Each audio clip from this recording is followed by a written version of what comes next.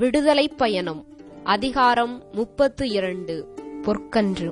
மோசே மலையினின்று இறங்கி வர தாமதித்ததைக் கண்ட மக்கள் ஆரோனைச் சுற்றி கூட்டம் கூடி அவரை நோக்கி, எகிப்து நாட்டினின்று எங்களை நடத்தி வந்த அந்த ஆள் மோசேக்கு என்ன ஆயிற்றோ தெரியவில்லை.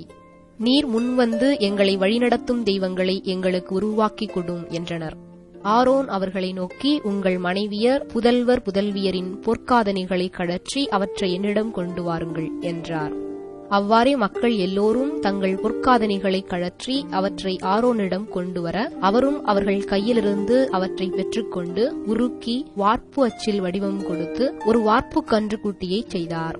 அப்போது அவர்கள், இஸ்ரவேலே, உன்னை எகிப்து நாட்டினின்று நடத்தி வந்த உன் தெய்வங்கள் இவையே என்றனர்.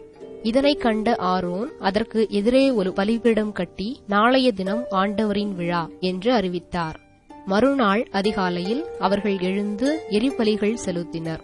நல்லுறவு பலிகளையும் கொண்டு வந்தனர். பின்னர் மக்கள் அமர்ந்து உண்டு குடித்தனர். எழுந்து மகிழ்ந்து ஆடினர். அப்போது ஆண்டவர் மோசேயை நோக்கி, இங்கிருந்து இறங்கிப்போ. நீ எகிப்திலிருந்து நடத்தி வந்த உன் மக்கள் தங்களுக்கு கேடு வருவித்துக் கொண்டனர். நான் கட்டளையிட்ட நெறியிலிருந்து இதற்குள்ளாகவே விலகி அவர்கள் தங்களுக்கென ஒரு கன்றுக்குட்டியை வார்த்து கொண்டார்கள். அதற்கு வழிபாடு செய்து பலியிட்டு, இஸ்ரவேலே, எகிப்து நாட்டினின்று உன்னை நடத்தி வந்த தெய்வங்கள் இவையே என்று கூறிக்கொள்கிறார்கள் என்றார். மேலும் ஆண்டவர் மோசேயிடம், இம்மக்களை எனக்கு தெரியும். வணங்கா கழுத்துள்ள மக்கள் அவர்கள். இப்போது என்னை விட்டுவிடு. அவர்கள் மேல் என் கோபக்கனல் உண்டிருப்பதால் நான் அவர்களை அழித்தொழிக்கப் போகிறேன். உன்னையே பேரினமாக்குவேன் என்றார். அப்போது மோசே தம் கடவுளாகிய ஆண்டவர் முன் மன்றாடி, ஆண்டவரே, மிகுந்த ஆற்றலோடும் வலிமைமிகு கரத்தோடும் நீர்தாமே எகிப்து நாட்டிலிருந்து கொண்டு வந்த உம் மக்களுக்கு எதிராக உம் கோபம் மூழ்வது ஏன்? மலைகளில் அவர்களை சாகடிப்பதற்கும் மண்ணிலிருந்து அவர்களை அழித்தொழிப்பதற்குமாக வஞ்சகமாய் ஆண்டவர் அவர்களை கூட்டிச் சென்றார் என்று எகிப்தியர் சொல்ல இடம் தருவானேன்? உமது கடும் சினத்தை விட்டுவிட்டு உம் மக்களுக்கு தீங்கிழைக்கும் எண்ணத்தை மாற்றிக்கொள்ளும். உம் அடியாராகிய ஆபிரகாமையும் ஈசாக்கையும் இஸ்ரவேலையும் நினைந்தருளும். நான் உன் வழிமரபினரை விண்மீன்கள் போல் பெருகச் செய்வேன். நான் வாக்களித்த இந்நாடு முழுவதையும் உன் வழிமரபினருக்கு அளிப்பேன். அவர்கள் அதை என்றென்றும் உரிமை சொத்தாக்கிக் கொள்வர் என்று நீராகவே அவர்களுக்கு ஆணையிட்டு அறிவித்துள்ளீரே என்று வேண்டிக் கொண்டார். அவ்வாறே ஆண்டவரும் தம் எண்ணத்தை மாற்றிக்கொண்டு தம் மக்களுக்கு செய்யப் போவதாக அறிவித்த தீங்கை செய்யாது விட்டுவிட்டார். மோசே திரும்பி மலையிலிருந்து இறங்கி வந்தார்.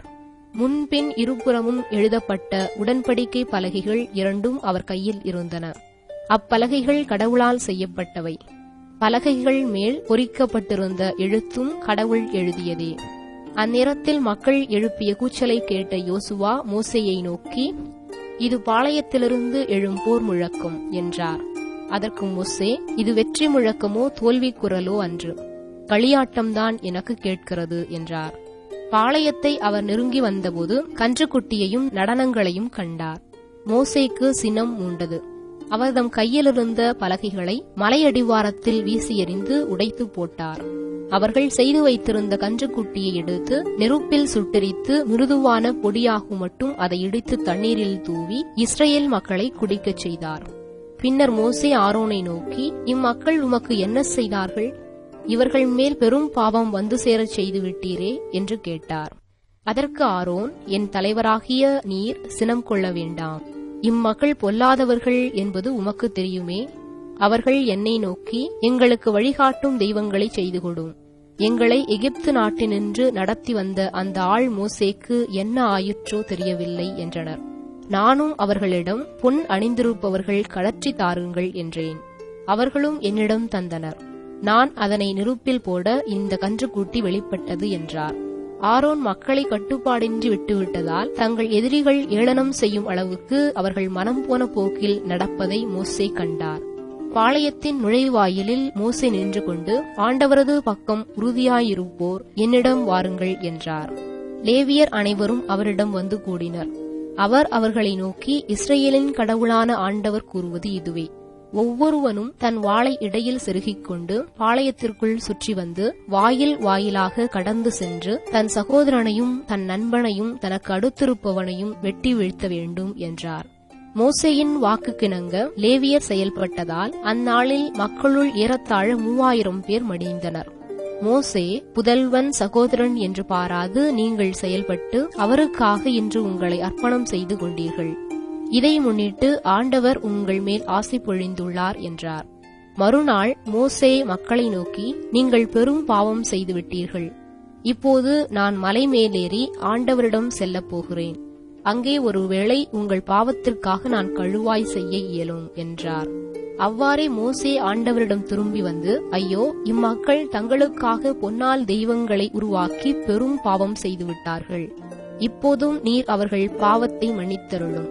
இல்லையேல் நீர் எழுதிய உன் நூலிலிருந்து என் பெயரை நீக்கிவிடும் என்றார். ஆண்டவரோ மோசேயிடம், எவன் எனக்கு எதிராக பாவம் செய்தானோ அவனையே என் நூலிலிருந்து நீக்கிவிடுவேன். நீ இப்போதே புறப்பட்டு போ. உன்னிடம் நான் கூறியுள்ளபடி மக்களை நடத்திச் செல். இதோ என் தூதர் உன் முன்னே செல்வார். ஆயினும் நான் தண்டனை தீர்ப்பு வழங்கும் நாளில் அவர்கள் பாவத்தை அவர்கள் மேலேயே சுமத்துவேன் என்றார்.